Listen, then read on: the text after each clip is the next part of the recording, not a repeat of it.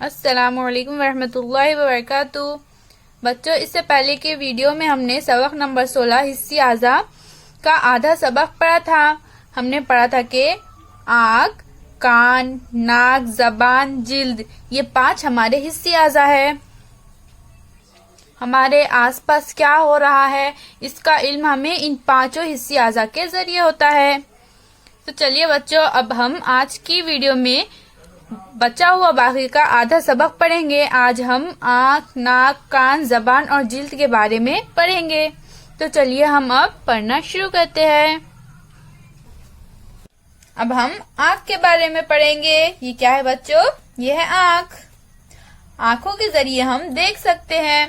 हमें चीजों का रंग का इल्म होता है, शक्ल का इल्म होता है, चीज कितनी दूर है इसका अंदाजा भी होता है। इस तरह से बच्चों हम आँख के जरिए किताब पढ़ सकते हैं। हम देख सकते हैं कि अंदर क्या लिखा हुआ है। यहाँ पर अगर हम रेलवे स्टेशन पर आते हैं तो हम देख सकते हैं कि लोग कहाँ कहाँ पर खड़े हुए हैं, शॉप कहाँ पर है, ट्रेन कितनी दूर है, कहाँ से आ रही है ट्रेन, पटरी कहाँ पर है। ये सब हम अपनी आँख के जरिए देख सकते हैं। देखिए, हम इस तरह से देख सकते हैं कि ट्रेन आ गई है प्लेटफॉर्म पर। आओ ये करके देखे एक नया खेल, शेर के पंजे शेर के पंजे। जमात के तमाम बच्चों पर बारी बारी राज आएगा। जिस पर राज आए वो तख्ते सियाह की जानिब मुंह करके खड़ा हो जाए। इस तरह से तख्ते सियाह की जानिब अपना मुंह करके खड़े हो जाए। हाथ से आंखें बंद कर ले। ये इस तरह से हाथ की मदद से अपनी आंखें बंद कर ले। उस्ताद दूसरों में से 5 तालिब इल्मों का इंतखाब करे। इस तरह से उस्ताद पूरे बच्चों में से 5 तालिब इल्मों का इंतखाब करे। ये 5 लड़के अपनी अपनी जगह बैठकर दिया गया जुमला कहे, शेर के पंजे शेर के पंजे।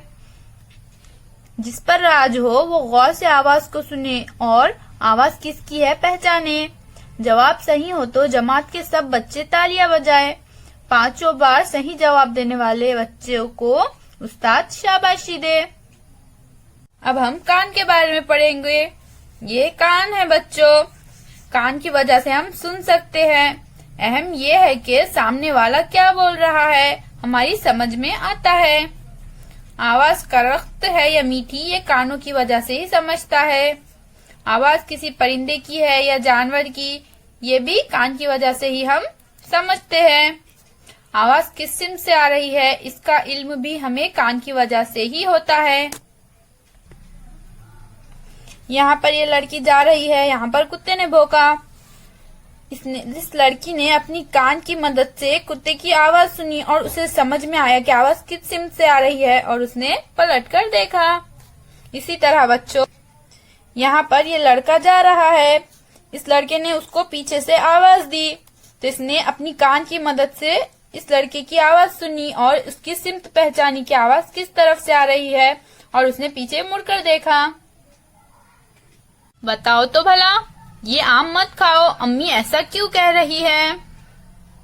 बताओ बच्चों, अम्मी ऐसा क्यों कह रही है ये आम मत खाओ? क्योंकि यहाँ पर अम्मी ने नाक से आम की खुशबू सूंघी और खुशबू सुनकर उन्हें पता चला होगा कि ये आम खराब है, इसलिए अम्मी ने आम खाने से बच्चे को रोक दिया। चलिए अब हम नाक के बारे में पढ़ते हैं। ये क्या है बच्चों? किस चीज की तस्वीर है? ये है नाक। नाक, हम नाक से बू सूंघ सकते हैं। फूलों और खुशबूदार अगरबत्ती की खुशबू का इल्म हमें नाक के जरिए ही होता है। हवा ताजा नहीं है, ये बू से समझ में आता है। खाने की अशिया खराब होने पर बू ही से मालूम होता है। ऐसे वक्त हम मुनासिब एहतियात कर सकते हैं। यानी बच्चों, नाक से हम किसी भी चीज की खुशबू सूंघ सकते हैं और इसी तरह से खाने की चीजें होती है तो हम उसकी खुशबू नाक से सूंघकर पहचान सकते हैं कि चीज अच्छी है या खराब हो गई है। और अगर खराब हो गई है तो हम एहतियात कर सकते हैं, उसे नहीं खा सकते या दूसरों को भी मना कर सकते हैं खाने के लिए कि ये खराब है, ये आप मत खाइए। आओ दिमाग पर जोर दे। गर्मा के मौसम में हम घर बैठे हुए किस तरह अंदाजा लगाते हैं कि करीबी इलाके में बारिश हो रही है। बच्चों, गर्मा के मौसम में तेज धूप की वजह से जमीन खूब गर्म हो जाती है। जब तपती हुई जमीन पर पानी की बूंदें पड़ती है तो मिट्टी की भीनी भीनी खुशबू फिजा में महसूस होती है, जिसे हम नाक के जरिए सूंघ सकते हैं। इसके अलावा बारिश होने के बाद ठंडी हवाएं चलती है, जिसे हमारी जिल्द महसूस कर लेती है। तेज बारिश का इल्म बूंदों की आवाज से भी हमें हो जाता है। बच्चों,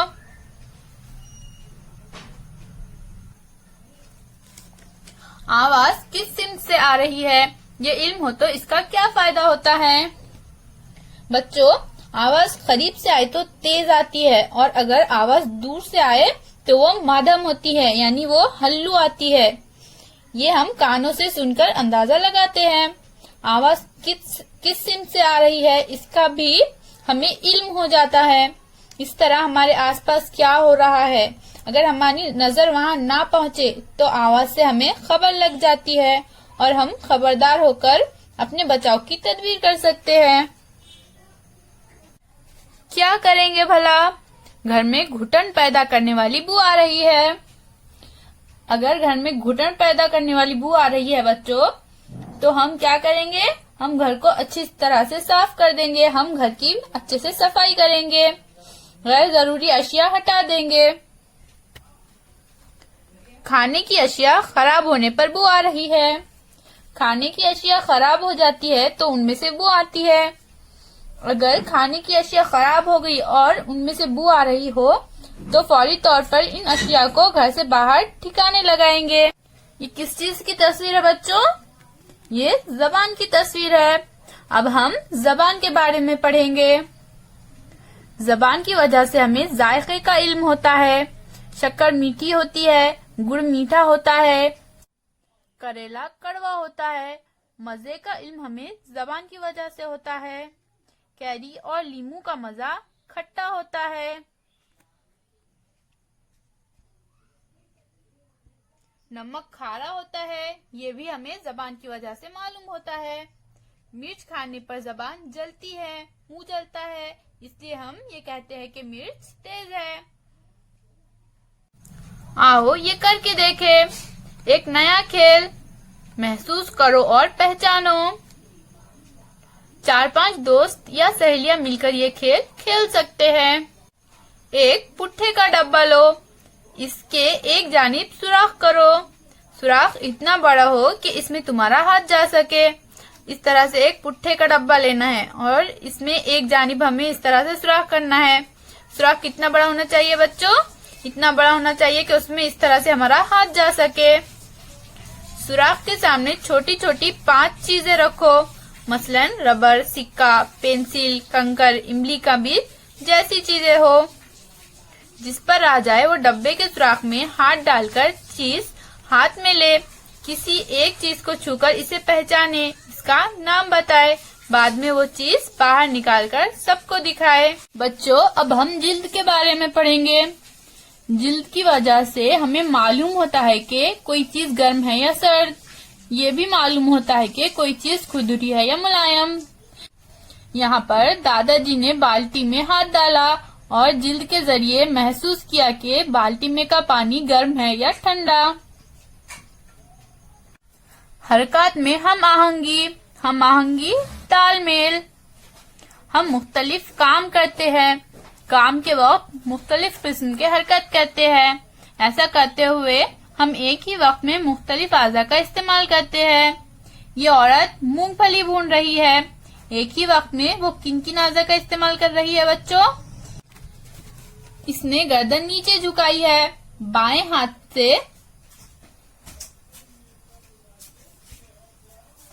हाथ में चिमटे से कढ़ाई पकड़ी है। वो दाएं हाथ में पकड़ी हुई उल्थानी से मूंगफली उलट पुलट कर रही है अंदर, इस तरह से, इस उल्थानी से। आंखों से कढ़ाई की जानिब देख रही है वो। इसका ध्यान इस बात की तरफ है कि मूंगफली के दाने ठीक तरह से पलटे जा रहे हैं या नहीं। मूंगफली के दाने ठीक तरह भुने जाने पर इनकी सूंधी खुशबू आती है। खुशबू आते ही वो गैस चूल्हा बंद कर देंगी। क्या इन तमाम हरकत में तालमेल नहीं होना चाहिए? तालमेल ना हो तो गलतियां हो सकती है। मूंगफली के दाने हिलाते वक्त गिर सकते हैं, ठीक तरह से भुने नहीं जाएंगे, कच्चे रहेंगे या फिर जल जाएंगे। कोई भी काम करते वक्त अगर हरकत में तालमेल ना हो तो कामों में गलतियां हो सकती है या काम खराब हो सकता है। इसलिए बच्चों, हम जो भी काम करते हैं पूरे ध्यान से उसी काम को करना चाहिए।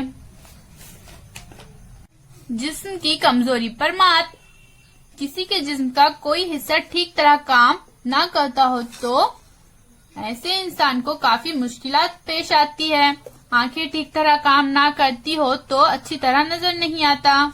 इसी तरह बच्चों, कान ठीक तरह काम ना करते हो तो ठीक तरह से सुनाई नहीं देता। ऐसा हो तो हरकत अच्छी तरह नहीं की जा सकती। अपना काम खुद करना मुश्किल होता है, लेकिन ऐसी मुश्किलात पर काबू पाया जा सकता है। कुछ नुस्खे डॉक्टर से इलाज के जरिए दूर किए जा सकते हैं। कुछ मामलात में लोगों की मदद ली जा सकती है। अक्सर औकात मखसूस जराए मददगार हो सकते हैं, तब अपने काम खुद किए जा सकते हैं। ठीक नजर ना आता हो तो ऐनक का इस्तेमाल कर सकते हैं। इस तरह से डॉक्टर को बताकर हम ऐनक का इस्तेमाल कर सकते हैं। बिल्कुल नजर ना आता हो तो आवाज सुनकर हाथ से महसूस करके अपने काम कर सकते हैं। आपने देखा होगा बच्चों कि अंधे लोग सफेद लकड़ी का इस्तेमाल करते हैं। इस तरह से लकड़ी की मदद से वो सामने के रास्ते का अंदाजा लगाते हैं। आसपास की आवाजों की मदद से भी रास्ता पहचानने में मदद मिलती है। मसरूफ सड़क पर भी वो आजादी से चल सकते हैं। अगर बच्चों सुनने में परेशानी होती है तो हम इस तरह से इस आले का मदद करके सुन सकते हैं। इस आले का नाम समी आला है। इसे सुनने का आला भी कहते हैं। हम इसकी मदद से सुन सकते हैं। बिल्कुल ही सुनाई ना देता हो तो इशारों की जबान का इस्तेमाल किया जा सकता है। इस तरह से हम इशारों की जबान में भी बात कर सकते हैं। लेकिन बच्चों, बाज औकात कान को ऑपरेशन करने से सुनाई देने लगता है। अगर पैर में नुक्स हो तो मखसूस तरह से बनाई गई सवारियों का इस्तेमाल किया जा सकता है। मजबूर होकर नहीं रहना पड़ता। इस तरह से अगर बच्चों पैर में नुक्स हो तो हम इस साइकिल की मदद से हम खुद से चल सकते हैं। इस साइकिल पर बैठकर इसे हमेशा जहन में रखें। किसी उज़ू में नुक्स हो तब भी हम राह निकाल सकते हैं। दूसरे तरीकों से अपने काम अंजाम दे सकते हैं। उम्मीद है बच्चों आपको आज का ये सबक समझ आ गया होगा। फिर मिलेंगे। अल्लाह हाफिज।